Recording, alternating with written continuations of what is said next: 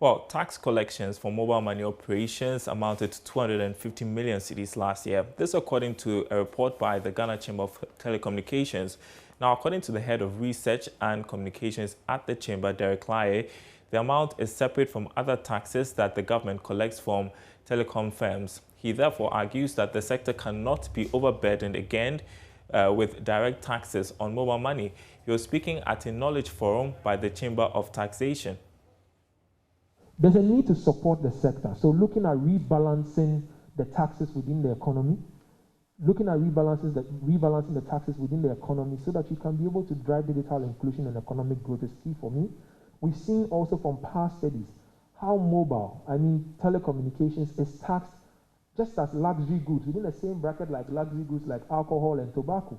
Now, alcohol and tobacco, we know are luxury goods. They have sin taxes on them, and sin taxes are basically taxes that are supposed to discourage usage. But here's mobile. We say mobile is no longer a luxury, it's a necessity. In fact, the UN calls it a human right to actually be able to be connected.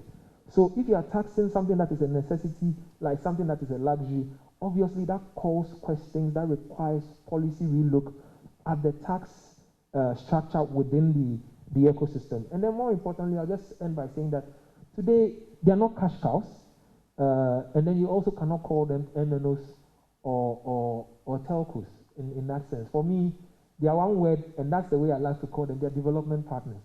And it's important that government begins to see them in that sense, because if you have an industry that can collect taxes from close to 400,000 people for you, that's something that GRA cannot do on any day.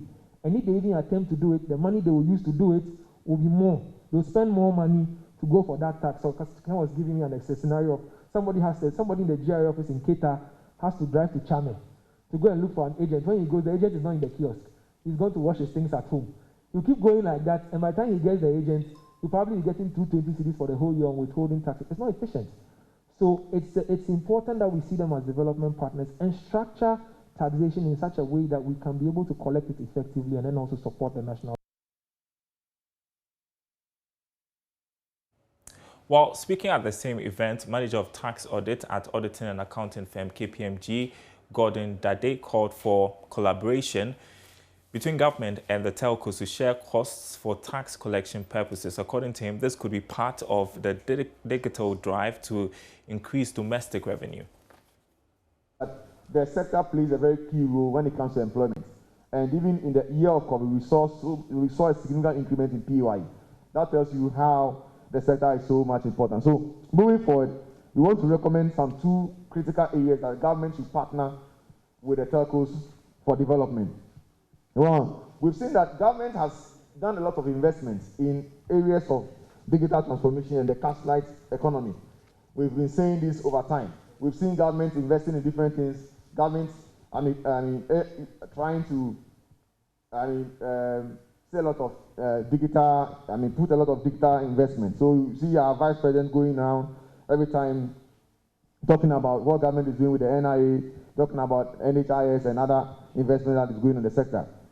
Can government partner the telcos so that there's a cost sharing arrangement? How can government partner the telcos to ensure that these investments are not just done on one side? So government is doing something, the telcos are also doing something. But can we come together and have an agreement and have a unitized process to this investment so that there's a cost sharing arrangement? And if you're also able to identify people that you can tax, then there's some sort of tax sharing that can also go on. Now, in our income tax law, or even in the VAT, there is that provision that talks about how to tax non-resident providing telecommunication services in Ghana. And now this particular provision has a very, great challenge.